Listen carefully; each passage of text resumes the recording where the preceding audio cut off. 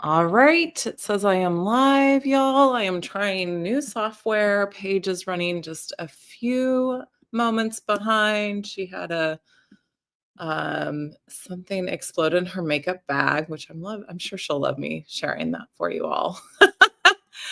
So yeah, just nothing like last minute. I just want to make sure this is live. I'm trying to go into my see, it did it in a different one. Oh, darn it. Okay. So yeah, it's a different link. Okay. Well, yeah. I don't know how to get it to do it in the other one. Let me go see. Reset.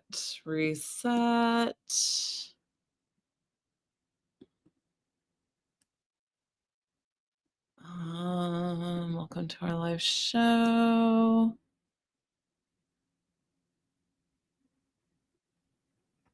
Yeah, I don't know. I'm not that technical, so we're just gonna do it here and hopefully people will catch it. Yeah, nothing like. Okay. So Paige is trying to join. Let me say go ahead again. Technology. You guys are seeing it in real time as I figure this stuff out. Remove from stage. Let me remove this from studio. That way I can see. There she is. Add. There I am. Hi. There you go. I just got out of the shower. I look good. Okay. We are live. Yay! Hi. I'm gonna put on my sweater. Did you find? I know you all. We are, even though we're down here in the heart of Texas, great state of Texas, it's damn cold. Okay. I just want to see what this is looking like. I have a different account for my YouTube on my phone.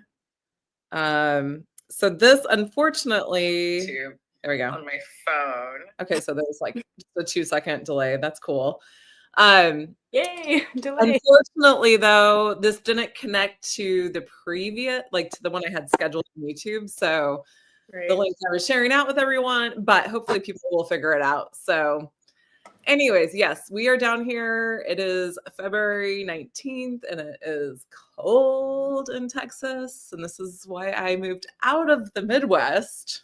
Yeah, it's really cold. I'm a the Midwest. I've never lived anywhere except Texas. Yeah, but this is cold. I wonder if this is pretty damn cold. When I looked at the weather report this morning, it said feels like 1 degree. I was like, that's great.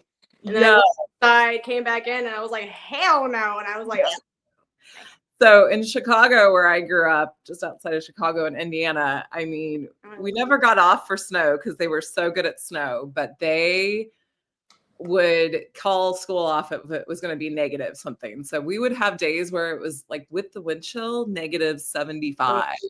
That's awful. But at that point, you're just running from your car to your, house to car if you have to go out. Right. And you have like really thick hose or oh my gosh, what are those things called? Like the undergarment. What are those called? Anyways. I know what you're talking about, like long johns. Yeah, I have worn those, and then lately I've been wearing like 2 or 3 pairs of pants. Like I have like these really awesome leggings I got that have like the faux fur on the inside, and then they look sheer on the outside, like black, and they just look like really nice tights. But I'll put those on and a pair of like leggings and a pair of like yoga pants or sweatpants on top of that. Yes, I know. If I go for a walk, even in the the 30, 40 degree weather, I have about 5 layers on the top at least and 2 on the bottom. So right. When we see people wear shorts, or I don't know about you, but when I see people wear shorts when it's that cold out, I'm like, y'all, I don't know, y'all are something special. Like that's dedication. That's dedication right there. I can't do it. My sons will do that. And I'm like, what are you thinking? Like, you can. That's great. I don't know how you do it. That's got to be like a superpower or something. I feel like people who can do that, like they can They can do anything. I don't know. All right. Now that we're like 5 minutes in, hopefully people have joined us and hopefully you fast forward. So let's welcome everybody. If you're watching this on the live replay, if you join us, well, it's just me on my phone that's watching right now. Right. But if you are watching on the live replay or on the replay afterwards, please, please, please like and subscribe and share this with your friends. Get us out there so that we do have people joining us. We're trying a different time today, Right. which feels a lot better to me. And how about for you, Paige? Does this time feel better than 7 o'clock at night? Yes. I think today, particularly because the weather was the weather, and I didn't have any clients today, so it was kind of like a nice little blessing in disguise. Yes. It was nice to be able to like have my morning, but then like by this time, like usually this is when I'm more awake anyway. Like it takes me a minute to kind of just get up and at 'em in the morning, and then at night, by the time it does hit around like 7, 8, 9 o'clock, I'm like, I'm ready to go back to bed. I am like your average millennial. Like I'm happy, like in my bubble, in my pajamas, in my cozy space, in front of my TV at 9 o'clock at night. Yeah. Yeah. Especially with this weather, you just want to cuddle up and I just want to be done by. Yes. It makes me so unproductive in some ways, but like very productive, like when it comes to listening to all my books, because I think according to my Libby app, I think I listened to like over 200 books last year alone. And then I'm starting like, I don't even know how many books I've listened to. And I say listen, not read, listen, because that's all I do is listen to Audible books or like books on Libby or audio, not just Audible, but audio books in general. I say Audible because it just like it's automatic for me but I would like to eventually stop using Audible, but I'm worried. I don't know if you've seen a thing that's been going around where I think like by the end of this week or next week, I forgot what date it is, but all your Amazon like Kindle books, like you need to download them before this certain date because it's going to go, that feature is going to go away. So even if you've like bought a book on Kindle or through Amazon, like I think like if you delete the app or something or you cancel your account, like it's gone. So like so you bought the rights to this thing, but they're still.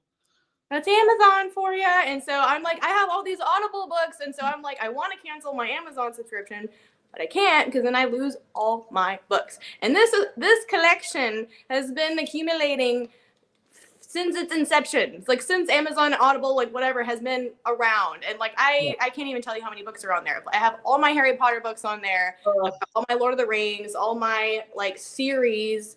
I've been lucky enough to discover Libby, and I found a lot of books for free.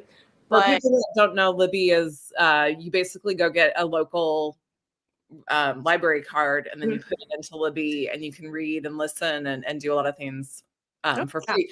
So Paige, you'll have to keep me posted because I definitely am in the same boat with Audible. But let's jump in. Yes, for sure. Sorry, I go on tangents. So I'm just going to give you a little caveat. We're both I'm going to talk about it, but I had a super, super, super traumatic event on Monday that my nervous system, because I know how trauma affects me or affects people in general, is still recovering from. So we're going to do something different than the somatic shake today. And then Paige has been just slow moving this week. And so we're just going to honor that. We're going to, still talk about some deep issues today, but we're probably not going to go as deep. And hopefully, I don't know, we'll just see how we feel about how far we go, how long we go, how long our voices and our bodies more than anything really last here. I don't mind it. Yes. But husband won't be around today, right? He's working from home. He's in his office, but he might be splitting in and out. He does that.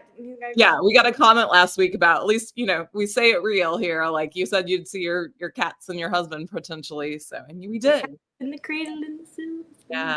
That, just keeping it real. We're not doing studios. This is no budget.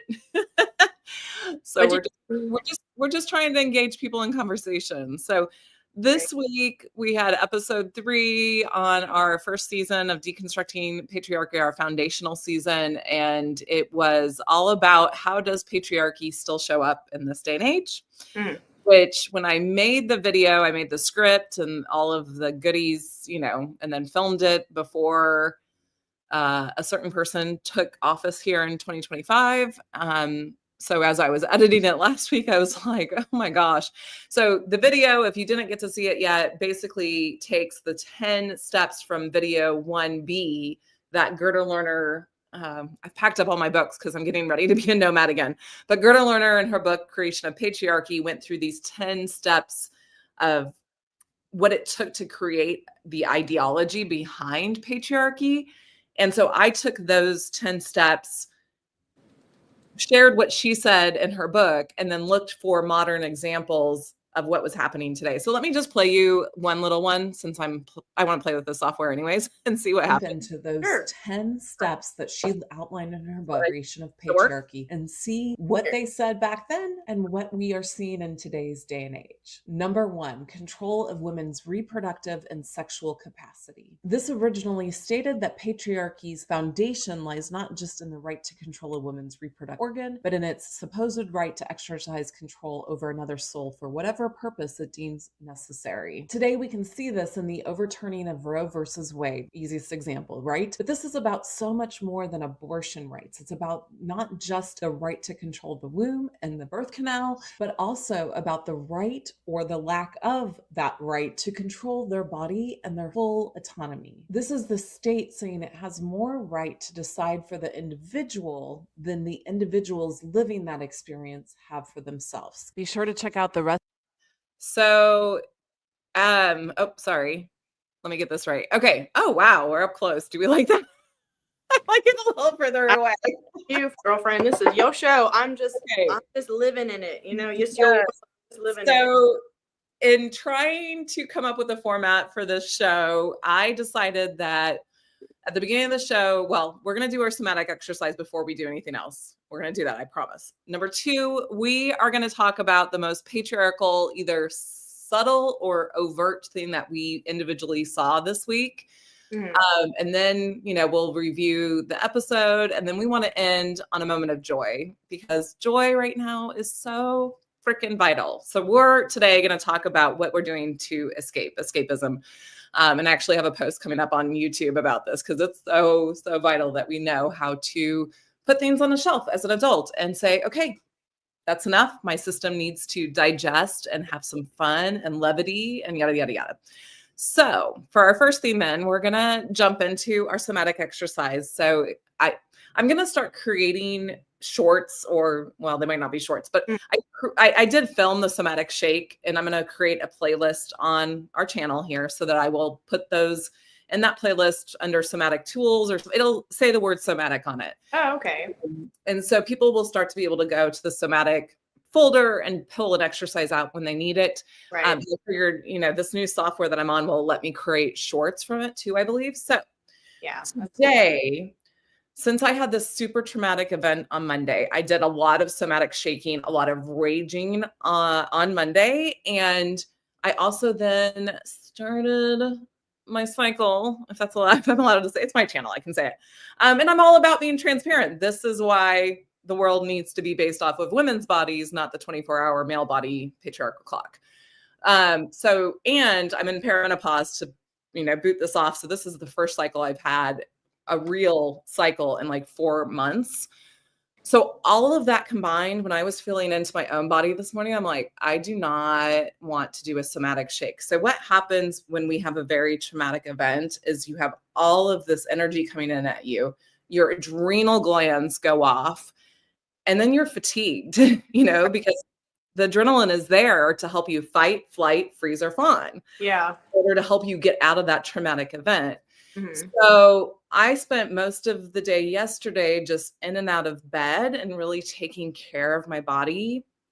And I did some gentle, woman yoga, yin yoga this morning.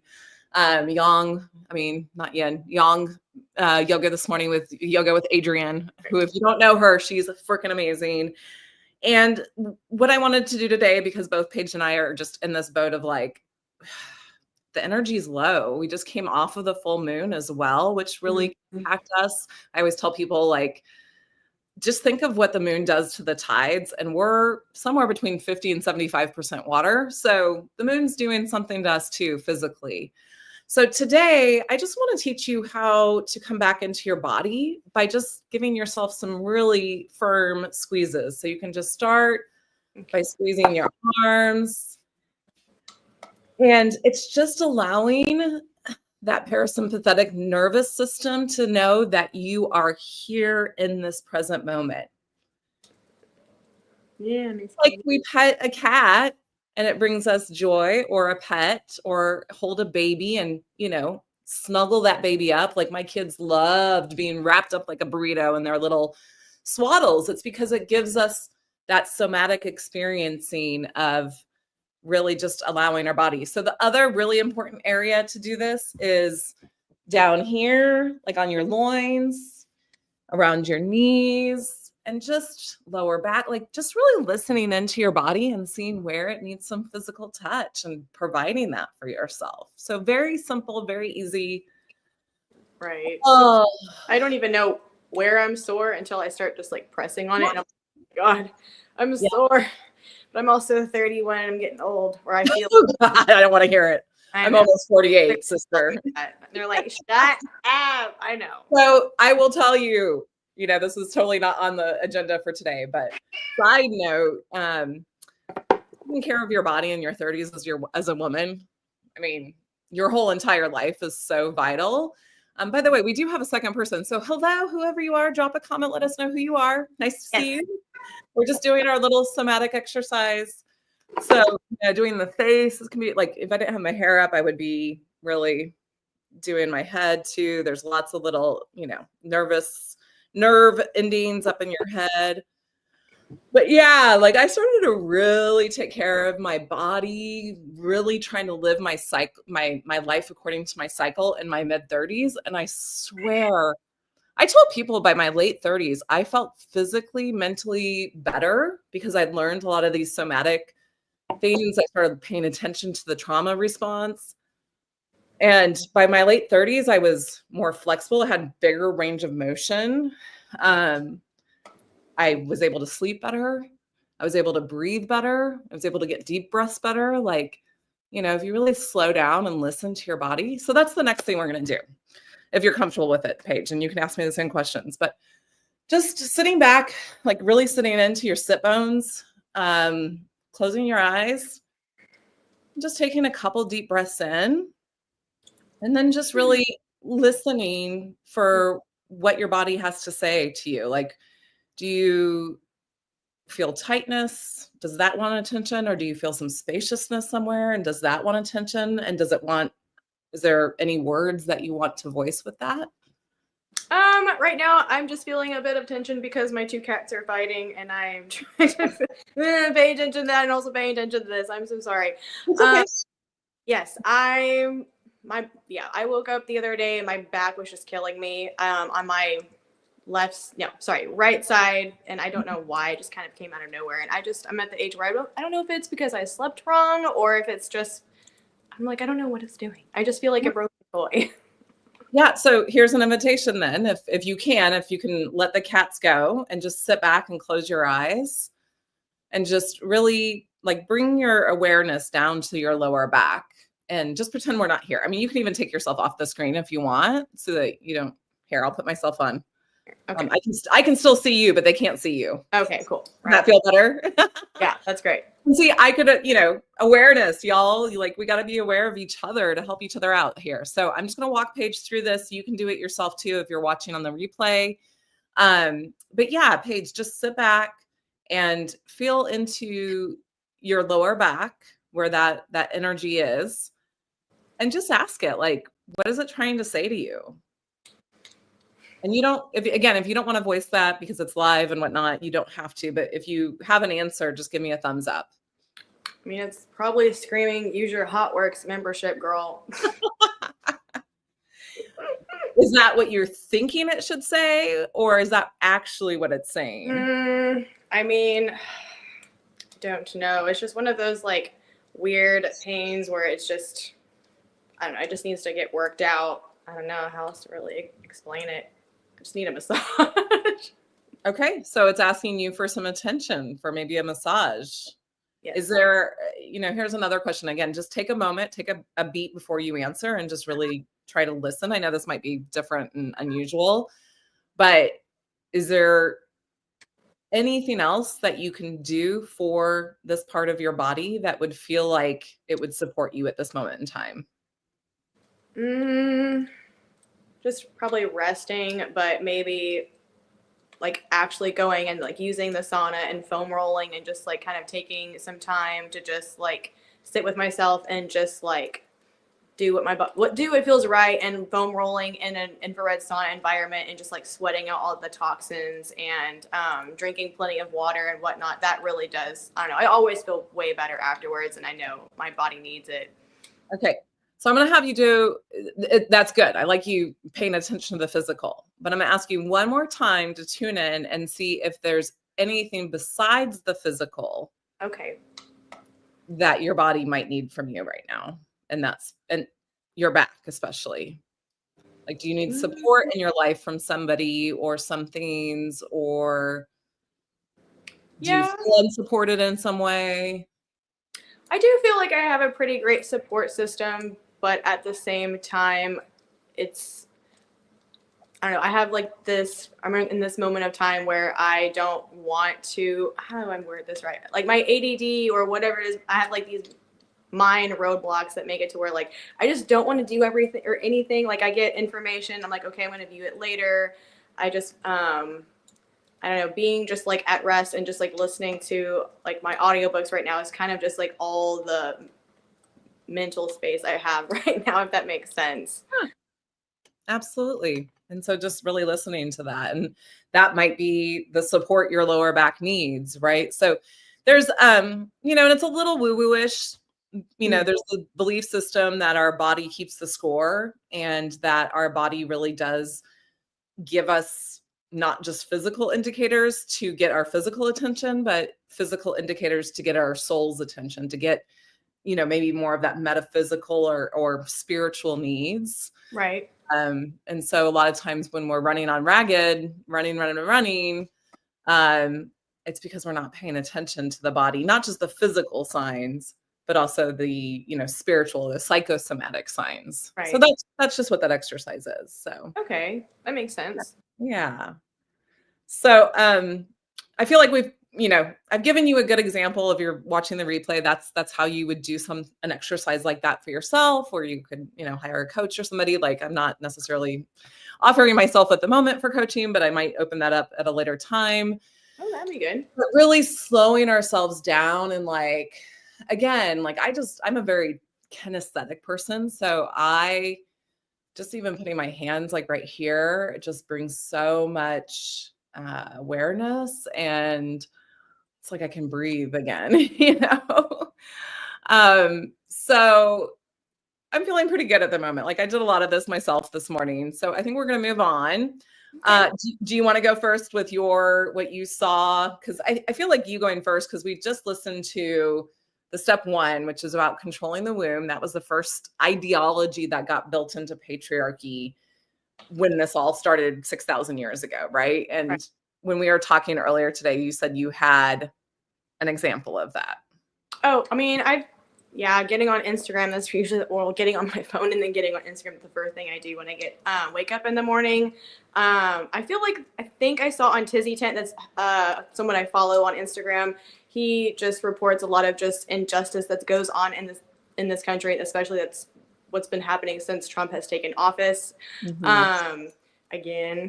I'm trying to think exactly. I don't remember what state it was in, but pretty much this poor woman who was having an ectopic pregnancy was suffering through that, and she was in the emergency room, and the doctors pretty much just told her straight up, like, there's nothing that we can do for you, even though I think in their state laws it said, like, in the case of the life of the mother, things like that was like I guess like a loophole or something that they could use so she would be okay. But for some reason, they're now saying that because there's a new law they're trying to pass where, like, I can't remember what it's called, but like they're giving fetuses personhood. So like in the event they do help her out and give her a D&C, that doctor could be convicted of murder. It's like it's ridiculous. And it's just, stemming from patriarchy. It's just a symptom of it, and it's disgusting. Yeah. Hoping that this poor girl can get the help that she needs.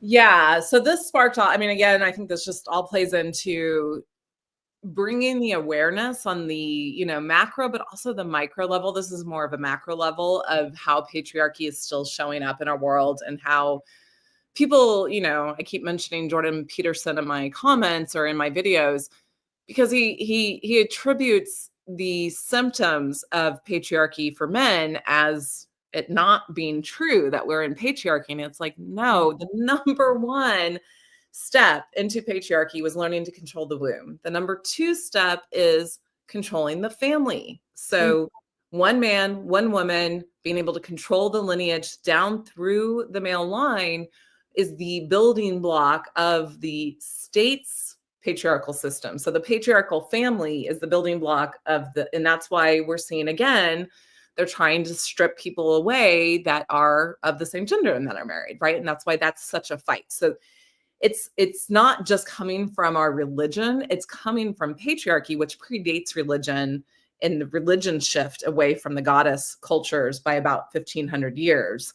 And so if we just go back to religion, it's not far enough. And that's why we can't root these things out. We've got to go back to the foundation of the ideology. And then the third one of that, which really set up capitalism and the free labor society that women and slaves have, you know, and low income workers have built on, you know, we've built patriarchy and capitalism on our backs, is the third ideology, which was creating slaves, right? And the right that the state has to dominate, control, manipulate, and use people and their bodies for whatever purpose it deems necessary.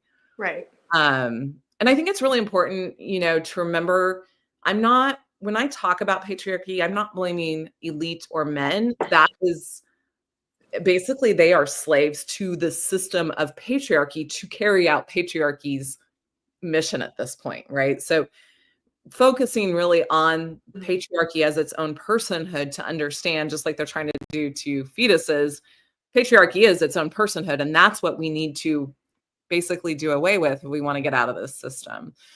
So a couple of things in relation to that. I was going to try to share my screen. So let's see how this goes. To share with you. Oh, my podcast. Okay, I think I have to open it first. It's not giving me the option. Let's see. Share screen. Window. And oh, there we go. Okay. Is it? Can you see it now? I cannot. Oh. It's sharing. Okay, hold on. Let me get. Oh, I can see it now. Well, that's the video. Okay, there we go. Now you can see it, right? Okay. Awesome. I'm figuring this out. So Outlawed is a perfect podcast. And I always back people up to, it's not just abortion and the right to kill this, you know, clump of cells, because gosh, there's so much history to this. So another book that I've also read or am in the process of reading is called Trust Women, A Progressive Christian's Guide to Understanding Reproductive Justice. And I'll hopefully remember to put that in the description below. I think it's in my like uploads anyways, that you can go get that book link. But it talks about how before modern technology, we couldn't understand really what was happening in the womb, right? Until we could have sonar and be able to listen into the womb and then see into the womb, people often didn't even know they were pregnant until 3 or 4 months in, and they suddenly realized they hadn't had a cycle, and they are also now feeling the quickening. And so really a lot of time, like that was usually the point, which is usually somewhere between 4 and 6 months in. 6 is a little late, but 4 to 5 months in to the pregnancy is when they understood it to be an actual soul, or and that's even debatable about when the soul of the person came into being. But that's when it was a viable pregnancy, right? Because here's stats that I'm learning from Outlawed and from Trust Women is 50% of impregnated eggs, so eggs that have gotten the sperm in there, do not last. 50%, the body naturally aborts for one way or another. And then up to 25% of pregnancies or embryos, I should say, it's called a cytoblast or something like that.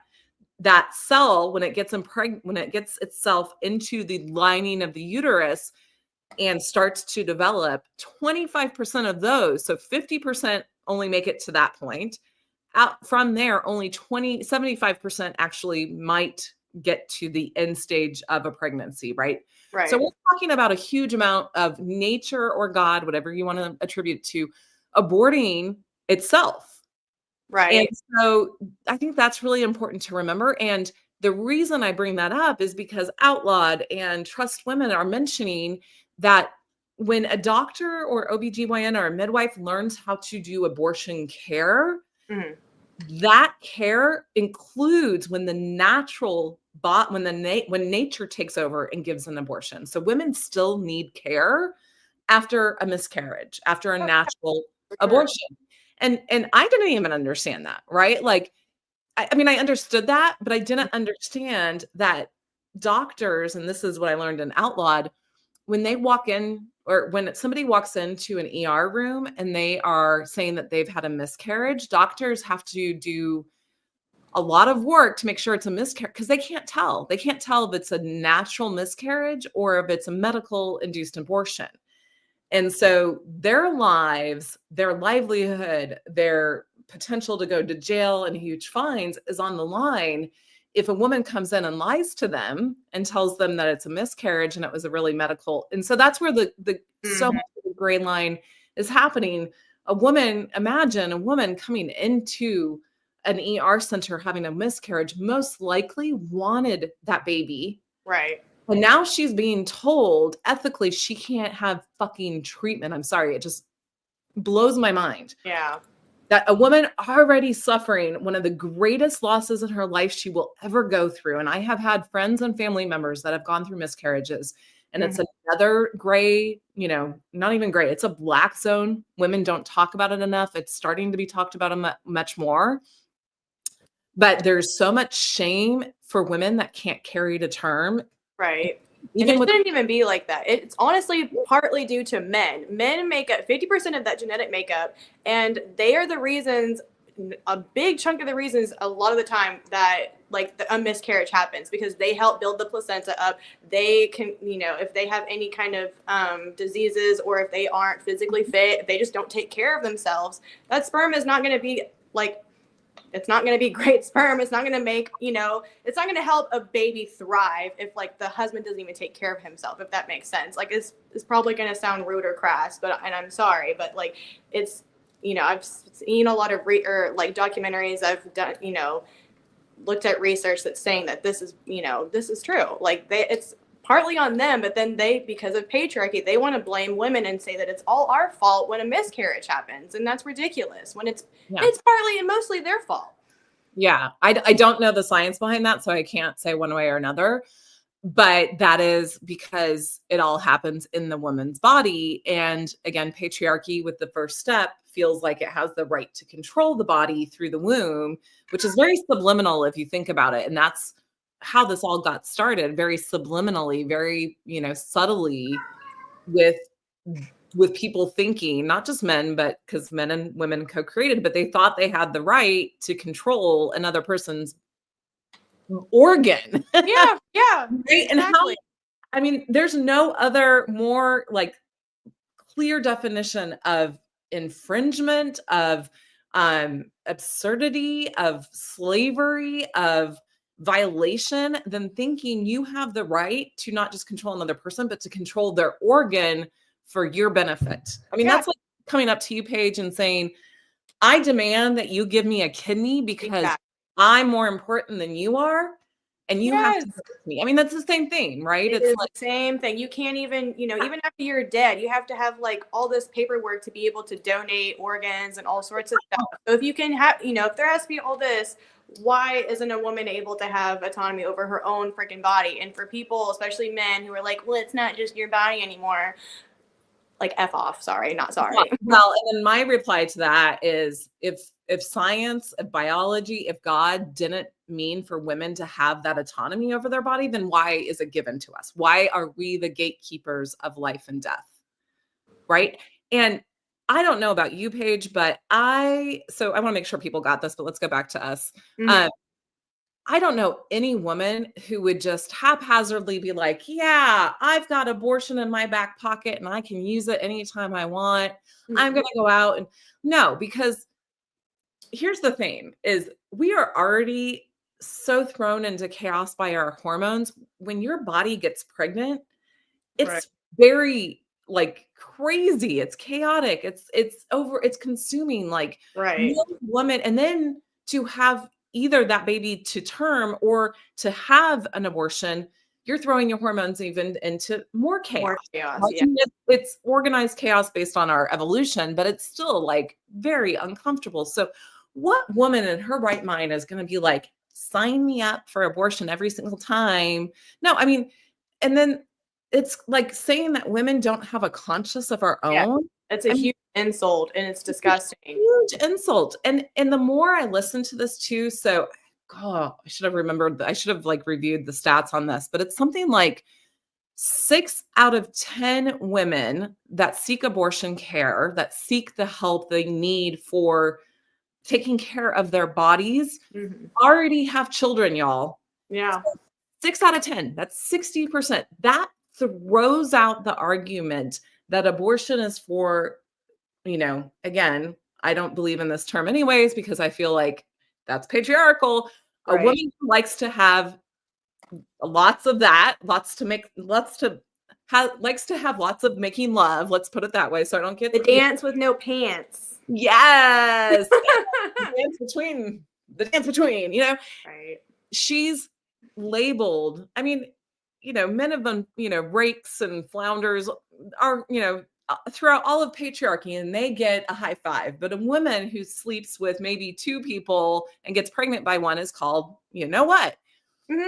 But this stat, 60% or more of women who already have kids are doing it because I think it's another like some similar stat. I'm not going to quote it because I can't remember it off the top of my head, but very similar stat that a lot of those women that are doing that is because they are below the poverty line. They're looking and taking their entire world into view and saying, I don't have the support financially, socially, economically to have another kid. So instead of me now having 2 or 3 kids that I have to, have food for and shelter for, I'm going to have 4 kids. So I'm going to have to make sure that these 3 kids that I'm already responsible for have less food and less care because of this.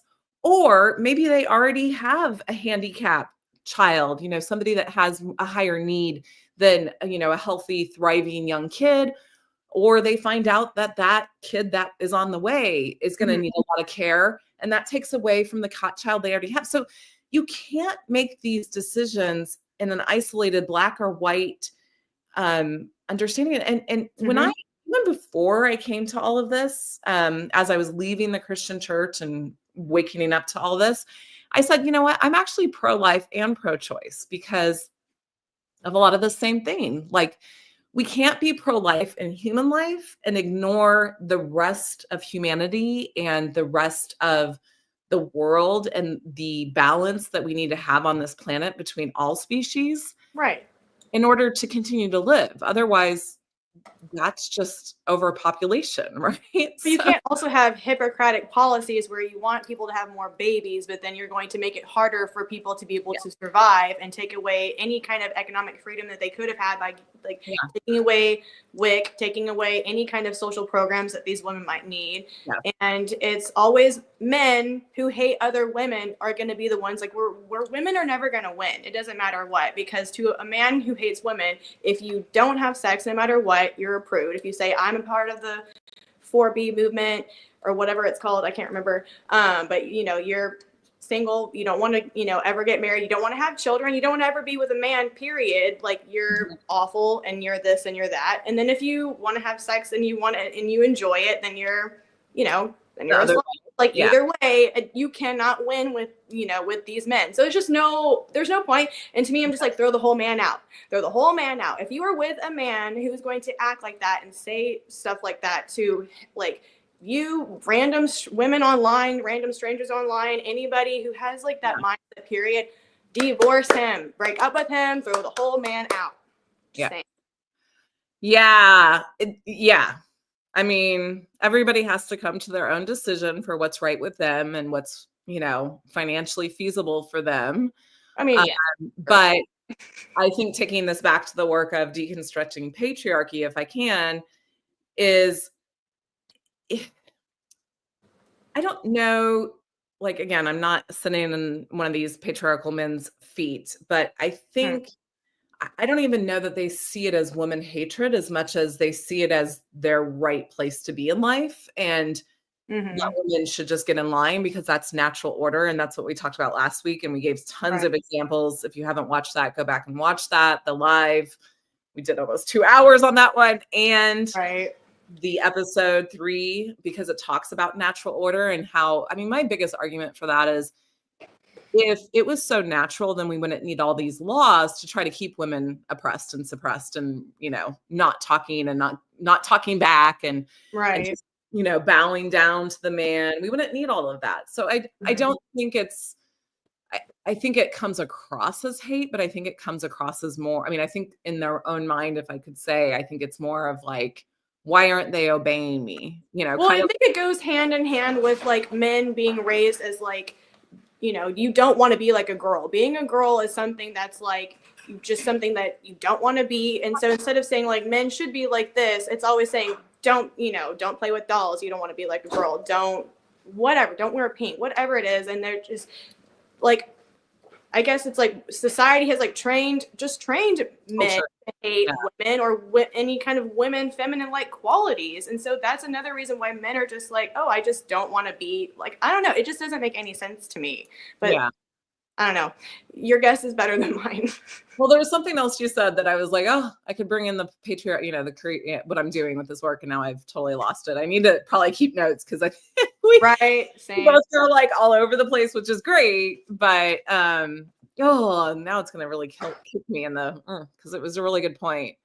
But yeah, I think it's again, back to one, patriarchy embedded in the ideology. And when you think about ideology, people base their life off of these as if they're black and white, truth or false, true or false, night and day. They stake their lives on these ideologies as if they are true. And to let go of that being not possibly true is to let go of their complete identity and ability to survive in the world. Like, that's what this next episode that I'm releasing on Friday is talking about. Well, I had to break it into 2, 4A and 4B, but it's about what does the term deconstruction actually mean? Because it's such a buzzword, especially if you are coming out of the evangelical world. And I've never really seen anyone do a good definition of what it means based on the actual philosophical term it comes from. What I did with the other day. Yeah. What you said was perfect, but I don't know that a lot of people could get to that. And then 4B will be about how we are genderized from the moment of birth, whether we're told we're a boy or a girl. Boom. That's a story right there and then, right? That is a story of starting the genderized story throughout the rest of our life. Right. And then I go into, some questions and some somatic awarenesses that we can take in order to start changing those stories. I go into a really big warning, especially for women, especially white looking women or elite women who are in the upper echelons of patriarchy, because there's a lot you have to consider. And a lot of the support is not there in the white community yet for women leaving that community. So I go into that. And then I finish with like a behavioral change method that I learned as a personal trainer to help people know like maybe where they are in the steps. So it's completely different than any other deconstruction. Like what is, a lot of people are deconstructing things, but they're not actually identifying what it means to actually, define that term. Right. So I go into that and now I'm train of thought again. Oh, the ADHD. Yeah. So, what was I talking about right before then? Anyways, okay. So sorry, it's my fault. No.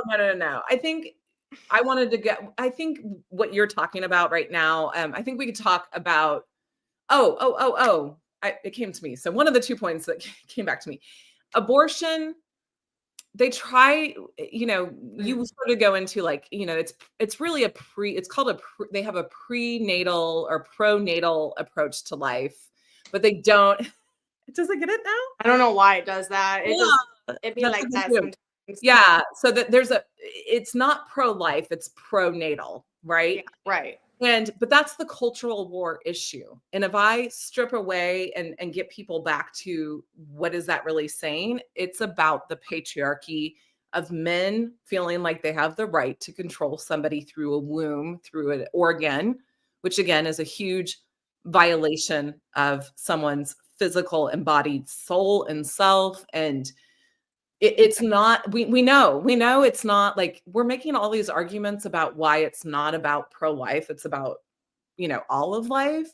But at the end, it's really not about that anyways, even for them. It's about, they don't feel secure enough in their manhood, especially as feminism has grown, right? They don't know where they land anymore. And so instead of the society holding up this bar that they have to now meet, they have again tried to force patriarchy to come back into play, right?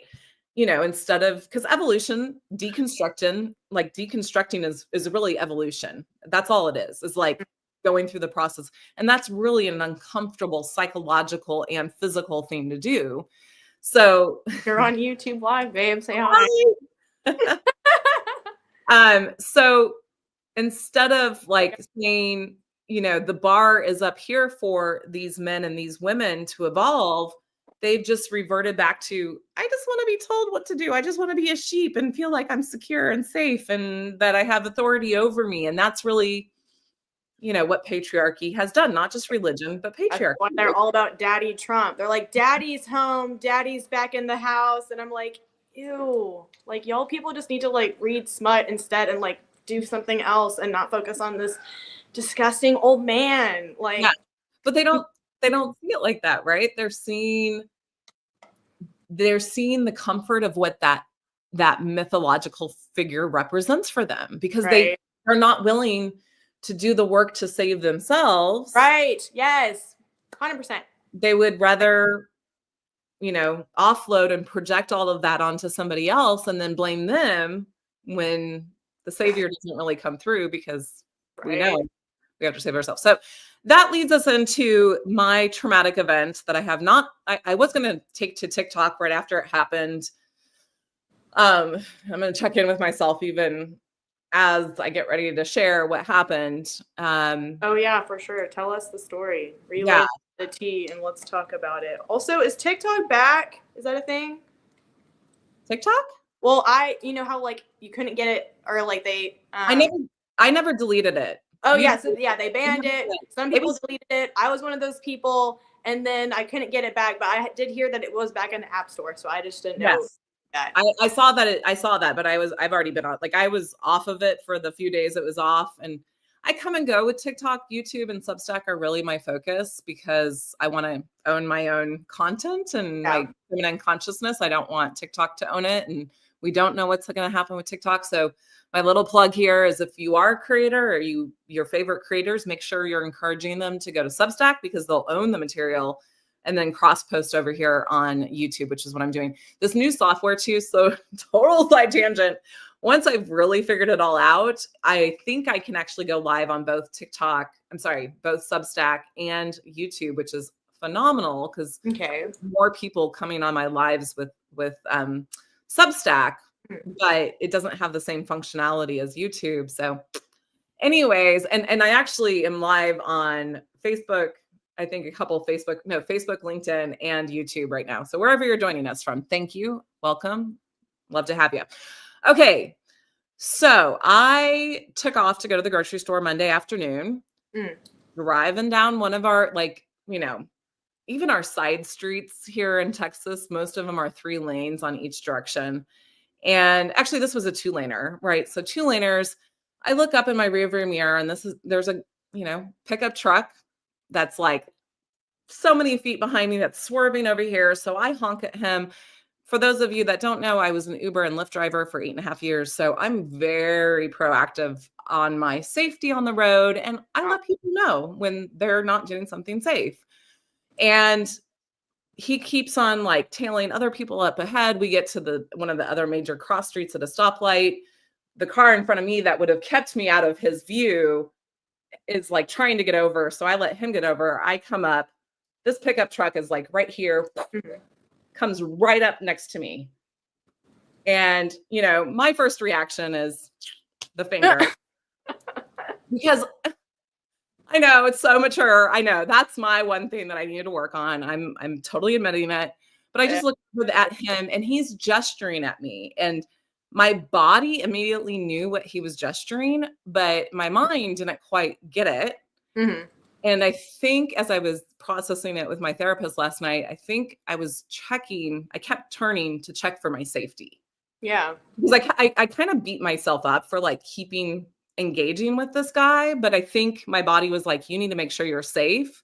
Yeah. So sometimes we don't know why we're doing things, but our body knows, right? Like I've told people, like I've given birth twice naturally now. And, you know, there's a stage where I just had to get out of my own body's way and like literally get my mind someplace. And that was before I was a conscious, like somatic awareness person. Like I would love to do it again now. I don't want to be pregnant again, but I would love to do it again now because I know so much more about my body and how smart and intelligent our body is.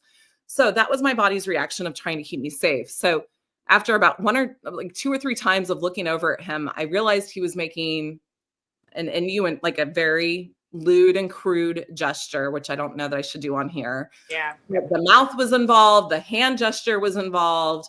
And then he was pointing at me really angrily and pointing down. And I was like, what? Like I couldn't process what he was doing. Mm-hmm. And when I finally understood the 6,000 year, he just picked on the wrong woman. Let me tell you.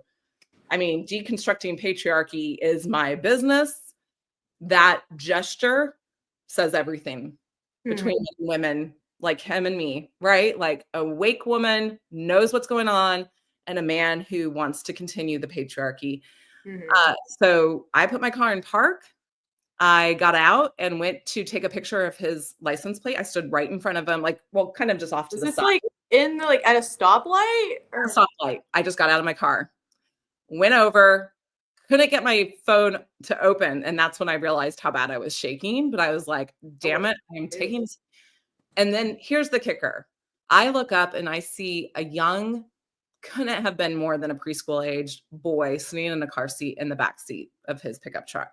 Wow. And the Kali, if you know Kali, the Hindu goddess of rage and like the woman who steps in with a K, Kali. Yes. And she like has many arms and most of them are, you know, full of swords. And again, I apologize if I'm appropriating this, but this is the way it was explained to me was her energy is the energy that comes out in women when men aren't doing their job to be the protectors and they're doing what he did. And I just went up to his window and I just started yelling at him, being like, you're doing that gesture with your son in the car? Grow up, dude. Like, I just film it. Grow up. And I mean, I got back in my car and, you know, of course, as I was sitting there trying to get my camera open, I was like, he could have a gun, Holly. What are you doing? But I was already like, my body was like, no, you are taking care of this. And you can see like I'm getting red from telling the story. You know, and just to give you the trauma reaction to that, that's the fight. That's the fight reaction. 2 or 3 years ago, I would have been in the freeze or the fawn. That's usually me all the time. Freeze, right? You know what freeze looks like? Fawn means, oh my God, I'm so sorry. What are you doing? Like, you know, oh, you're the best. Like I see that too in me a lot, right? And it's so frustrating because you're like, what am I saying? It's the exact opposite of how I feel. But that's a trauma response. Okay. So I'm not encouraging, like, as I thought about and processed it, I'm like, I am encouraging women to work with their trauma to be able to get to the part where we can fight, but we also have to do it intelligently. So just to finish the story, I got to Sprout, like the light turned green. We took off. He was tailing more people and not to get away from me because he probably could care less, right? I kind of thought he was going to like try to do something else to my car or like follow me into the parking lot. So I was actually thankful he didn't do that. Mm-hmm. But he took off and I was like, there's no way I'm not calling this in because he's now endangering not just other people, but the kid in the car. Yeah. You know, and somebody asked me if I thought he was drunk. I don't know. I mean, I had a guy drive me, like I had a guardian in high school who picked me up from swimming, totally drunk all the time, never looked like it on the road to me even. Right. But he was drunk all the time. Like he started coming home in my senior year to drink at lunch. So hold on just a second. I can understand that. I did absolutely call that into the police and reported him. And I was so thankful it was a woman that took my report. And she did say that she would have her people look for that license plate. I mean, of course, if they have the license plate number, then they can run the address and go to the address that they need to. I don't know what happened at that point, but I couldn't even like be proud of myself for dealing with the situation that way because of the trauma. Like I literally walked around Sprouts for 45 minutes, just shaking. Like I was trying to do the somatic shake without like taking, because I didn't want more attention. Right. I knew I couldn't get back in my car. But that's what I've been dealing with since Monday night is, you know, I came home, did a lot of my somatic exercises. I did a rage session. I put on some really powerful music and got it out. But then, you know, the adrenals are, you know, that fight, flight energy is coming at you. And then you have that drop. So I've just been nurturing my body since then. Right. But I guess it, you know, the big question is, how do we get more women to that point where we don't endanger ourselves with the fight, but get into that fight energy? Because that's what we need. Like that man, whether or not he changes or not, like I always go back to like, how did the natives handle narcissists or the bad types within their tribe? And the story I heard was, you know, if there was like, we're just going to call it a narcissist. They probably wouldn't have been able to use that term back then, but if there was somebody causing issues within the tribe, you know what they did? They took that member out to the desert, gave him a high dose of something, and said, if you make it back out of this experience with a changed heart to be part of our tribe, then you can be part of our tribe. And, you know, without the tribe and an indigenous culture, you know, worldwide, you're not going to survive very long on your own. And so that's the way they dealt with people that caused trouble and didn't get in line with the collective. So there has to be something like that rises up within women right now and within the men that can hold that space for other men to say, this is our society standard. And if you're not able to rise up to that, then you don't get the benefits of our society, right? I think that's the law, but people don't want to follow the law. Is it? I mean, that goes back to our conversation earlier where women aren't even guaranteed equal rights under our constitution. No, so it's they're not. Like, even though there's a law, if a woman did the same thing and a woman was going out of her way to be on some dude's ass on the road at tailgate and like, let's say like it's her ex and she, you know, she's just like feeling some type of way and she's just doing the same thing. And then, you know, it's just, you know, you already know like her butt would probably be in jail. Like, but it's a good thing that you called it in. Like, because if you call that in, even if it's just, you know, you think it's just you, but if, like, more people, you know, if they have like a record of this dude, like the more people call in that kind of behavior, that it builds like at least some kind of a case. That way, at least like in the event like something else happens, like there's more evidence. So it's just better to at least report that stuff.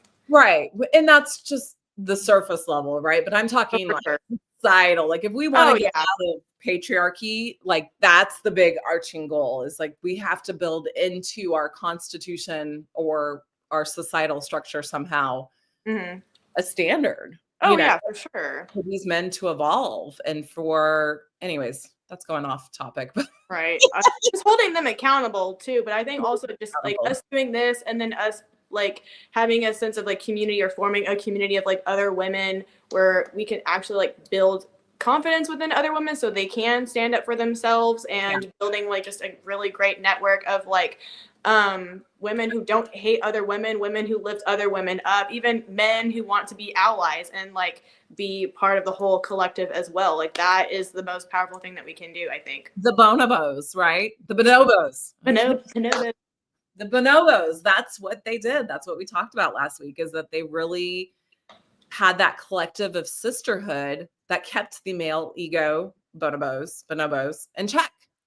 Okay. And even though they're stronger than the females, they knew they had to put up with the females, right? And you see a lot of that. And I think, I don't know, sometimes I see that in the Black culture. You know, you do see that in some other cultures, or, you know, it depends on the household or whatever, I think. But right. That's why it's not natural order for us to be dominated and them to, you know, dominate us. It's just not natural, if we can point to these things that say it's not. No. Okay, we're wrapping it up here in about an hour. So I know the title, I changed this a couple of times. I know I was going to talk about the end of democracy, and is it here? I'm very aware of that. I apologize that we've gotten to the end, and I have not. I'm going to change the title when I can here in a second. Well, maybe talk about that next week. I think both Paige and I just were not feeling that conversation, and there is somebody else I'd love to bring in if we do talk about the next week as well. Okay. I've reached out to her and asked her if she's available, not available, but willing is more the first step, because it's a big thing. Like, you know, getting on here and making yourself vulnerable and known in this culture of persecution, possibly. I do appreciate, Paige, that you're willing to do that. I know it's not the easiest thing for you, and I appreciate your passion around talking about these subjects and your knowledge, and you're willing to dive in with me, even if it's not, you know, like today, we're both like, I know. So I will just say that I have the short series. Let me just bring that up really quick, actually. Stop sharing. Okay. Share screen. Okay. But that doesn't get you to share. So I have to go here. Hold on. And then I have to add to stage. Okay. I got it. Okay. So if you want to kind of know more about my thoughts on where I stand as far as left, right, middle, whatever, then I would encourage you to go watch this series, Left, Right, you know, who's right, who's wrong. And I go deeper into that. And that series was sparked, and it's just a 4-part mini series. I'll do a longer version for TikTok. If you are on TikTok, it's just same thing under Holly McCormick. And that was really sparked because I was apathetic, consciously apathetic for 12 years. And that's because I called it conscious apathy, because when I was a Tea Partier, I was studying all this stuff about how the founding fathers, and I like to add in mothers because their voices were there, even though they're not announced. Right. But our founding members of our society understood that the last stage of any government is apathy. And I became apathetic after voting, you know, thinking Obama was the Antichrist in 2008, and then voting for him in 2012, but also being really turned off by the same tactics that I'd seen on the right now being deployed by the left. And I just didn't feel like I could trust it. So I became apathetic for 12 years. And now I'm obviously back in talking about deconstructing patriarchy, and like my stance for my channel, and Paige and I have discussed this, and she has a little bit of a different stance, which is completely fine. But I feel like we need to like really start over at this point, right? And my point to this being is the last week and a half, I've been trying to have a lot of conversations with the people in my life that aren't just like me or Paige, right? That are on the other side. I have somebody that's a libertarian trying to get his, you know, thought. I have liberal friends who aren't even paying attention and don't think this is a big deal. So I'm trying to take the temperature of just my immediate community, which I encourage everybody to be willing to do for themselves. But that's what we might be talking about next week. I mean, we might actually have to add in a separate one to talk about that. Maybe we'll see, because it's a big one, because it's the quiet part out loud, like, right? And the other thing is, I've realized in my own personal life that ADHD has a lot to do with this. Mm-hmm. So I've come to realize my friendship group is probably 80 to 90% ADHD without even knowing it, whether we knew it or not of our own individual selves, and the rest are not. And it's the people that I know or who identify as some type of neurodiversity who are really, really awake right now and really saying, where are we? Like trying to really understand where we are and where we go from here. Individually, collectively. And there's a lot of options as I investigate this for myself, and I'm starting to not feel bad about the options I'm considering. And I do want to be that voice, because I don't hear that voice of, you know, are we at the end here? Like, is it time to leave? Is it time to leave? Right? Like, really investigating these questions and saying them out loud on YouTube is freaking scary as all hell. I mean, just, you know, admitting them to myself is scary as all hell. So I will continue to sit with that, continue to evaluate that, continue to talk to my girlfriends and see who's willing and able. And I even have a male friend. I don't know if he'd be willing and able to jump on with us to have that conversation, but that would be kind of a fun one to have, like a panel. I think like 4 or 5 of us. We can get Whitney, my friend Whitney. Yeah, let's not name anybody yet. Wait, what? Let's not put names out there. Yeah. Just sorry. Sorry, I should have said that up front. People that we don't know or might know.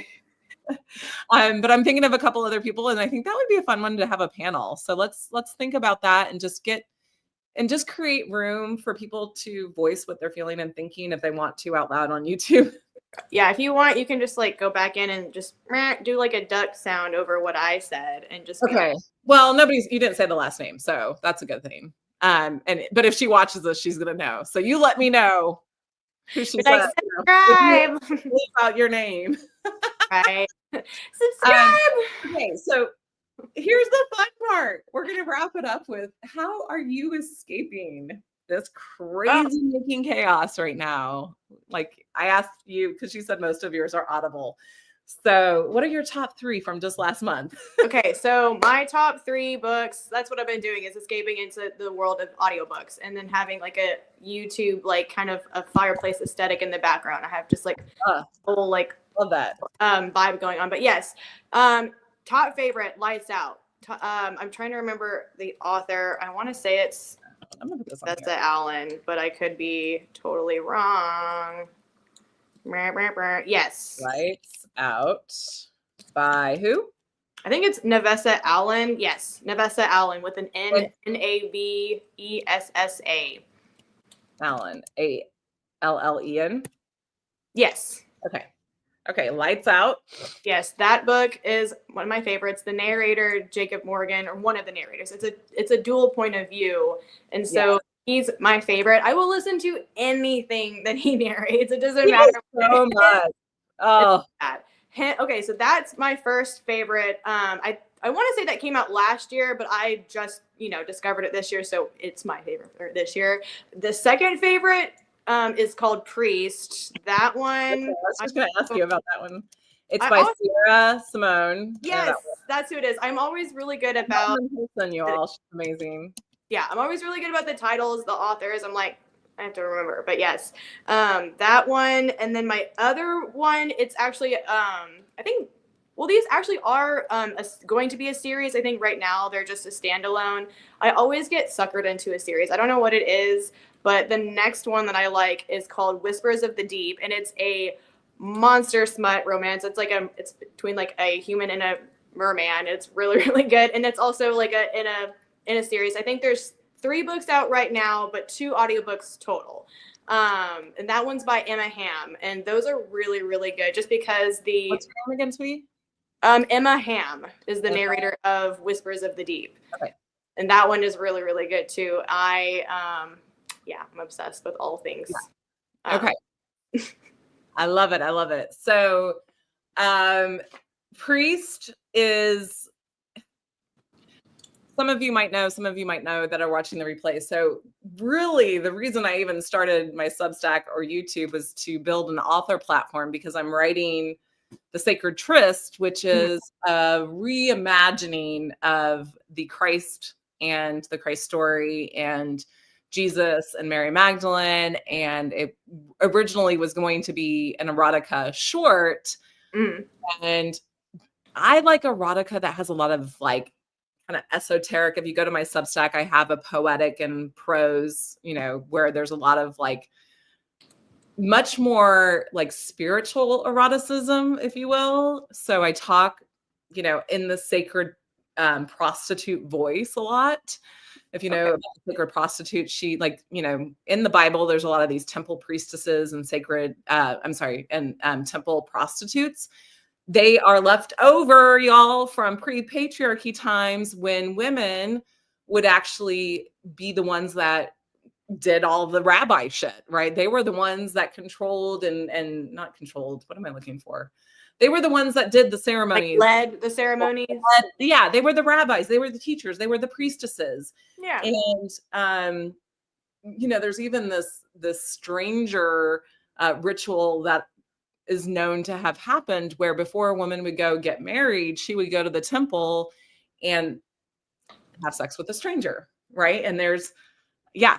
So, oh my gosh, I can go so into that. So my whole point to that being is, if you like, bringing in a little bit of that religious into your muck, into your schmut, Priest is really good for you. And then definitely go check out my story time. I have the end of the first chapter where we get to meet the version of Jesus in my story, which his name is Yeshua. And it's very like, I'm doing tons of historical research. And that basically is what led me into, because I already knew, I'd already done all the stuff with deconstructing patriarchy for my own life. And that's what was really infusing me to rewrite history through the sacred tryst. Right. And, oh, maybe I could teach this and do a dual platform between the nonfiction and the fiction. So there's a little plug. Go check that out. Right. So my escapism is, also kind of dual. There. I don't know why it does that. I'm not getting a thumb up on mine. Yeah. It comes and it goes. Yeah. My escapism is, I have canceled some of my Netflix and my Hulu, which was a big thing because I was like, I'm watching too much TV.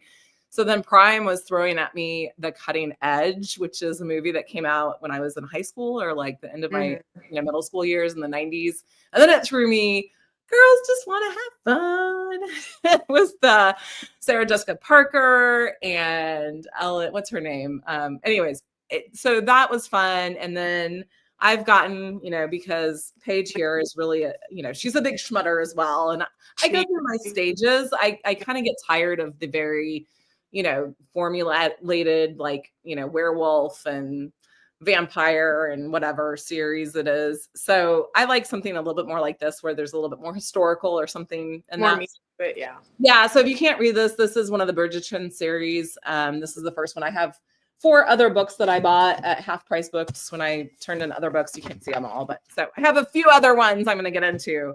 But forcing myself to get back into a book feels really good. And then I'm also listening to the first Bridgerton on my Libby. Yeah, I think you'll like the second one the best. That's about, or not the best, but I think you might like the second one that's about Anthony better than the first one that's about Daphne, which again, I don't understand why she writes it that way, which I love the fact that all the characters are in alphabetical order and then she goes in the order, but the first one is called The Duke and I about Daphne, and it's fine and dandy, but still it's like, why is it D? And then it's A, B, C. I don't understand the rest, but they're all great. I love them. I was going to ask you, I know those are like a big trope of those and why a lot of people like them is the slow burn. That's a big trope for a lot of people and why a lot of, the book is so big. I'm wondering, is the book that you're writing going to be a slow burn between Jesus and...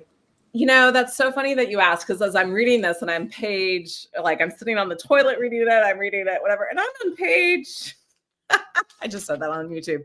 I'm on page 163 and there's been a lot of in their heads about the other person. Like she just woke up. I don't want to give it away. Right. The slow burn is, it's a thing. No, mine will not be that slow, but it won't be. But it won't be like revved up either. Like no. But because there's so much more I'm trying to do, like to me, the smut is really part of the life that we live, right? And like, just to give you, a little teaser here is Yahshua, Jesus, meets Mary Magdalene as he's traveling back to the Qumran community, which is the Dead Sea Scroll community, which people really think is the Essene community, but they're not 100% sure of that. Has this encounter with Mary Magdalene and Shimon, who becomes Simon later in the book, which we know Simon or Simeon in the Bible. And Shimon is from Petra. That's the version. I'm giving you way too much. Anyways, Shimon is bisexual. Okay. And he has a relationship with Mary Magdalene and a relationship with Judas Iscariot. And he starts to fall for Yahshua and Jesus. So the tribe that Mary and Shimon and Judas come from, that Mary and her counterpart Hanat, which is somebody she met at the Egyptian mystery school, have taken these the Genetrix, which is the original creation story before Genesis, which is what my book reveals.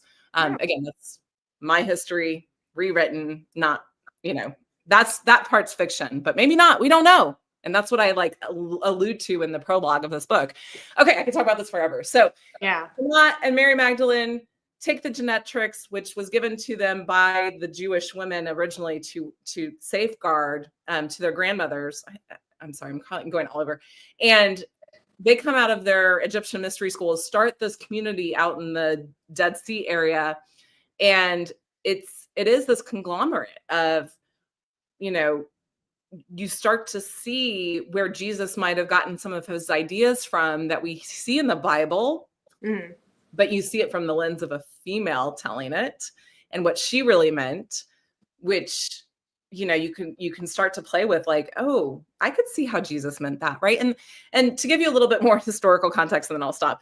The big question about Jesus's ministry is that it's not the Pharisees, it's not the Sadducees, which were the two well-known, and then it's not the Essenes per se, because the Essenes were very aesthetic. They didn't believe in women. They would never have eaten with tax collectors, prostitutes, or sinners. And so I felt like if I put Yahshua, Jesus, in this tribe that's bisexual, free-loving, hippy-dippy, basically, right? Back then when he gets to his ministry, you can see where that comes from, right? Right. Is it going to be written? I forgot. You told me once, and I know I asked it before, but is it written in first, second, or third person? And is it going to be a dual point of view with your male lead and your female lead characters? It's written in first person, and there's more than dual. So that's also been a trick. As a first-time author, I've taken on way too much. I do not suggest it, but it's going to essentially be an ancient timeline and a modern timeline. Because, and I can give this away because this is going to be a series, but Yahshua still survives. He still is, resurrected, but in a different way. And in the second book, we're going to see Yahshua try to, hilariously go throughout time and stop his name from becoming what it has become, and obviously fail, until he meets a reincarnated version of Mary. Right, that's right. Yeah. That's like the first opening chapter you get, or the first opening act of book one, is you will get a lot of that. So I'm not giving too much away. No. But that's basically, he screws up majorly in book one. He tries to correct it in book two, and then he re-meets Mary and reincarnated in he meets her in book one, but we see that plot line really get laid out in book three. And he has a chance to not be the savior of the world. That's interesting. I think this is going to be, really, really good. Yeah. I just have to get to a place where I actually have my creativity feel safe again. Right now, I'm not. So that gets into the discussion of, what's next and is democracy over? So let's end it there. Right. All right, y'all. So make sure that you are subscribed. Make sure you like this. Make sure you share this. This was hopefully a more fun and lighthearted one. I mean, I know we covered some heavy topics. Episodes of our season 1 come out Friday mornings, sometime between 7 and 8 on Central Standard Time. So make sure you hit that subscribe button and watch those episodes. We review them here on Wednesdays. And then because there's so much going on, I'm creating tons more content as much as I can to help you get somatically, which just means be able to be in your body and being able to breathe Check out that. And then I am doing a little bit more, I guess, political stuff because this all intermixes. So, yep. All right, Paige. Thank you so much for being here. Of course. All right, sweetie. We'll see you next time. Have a good night, y'all. Bye. Bye. And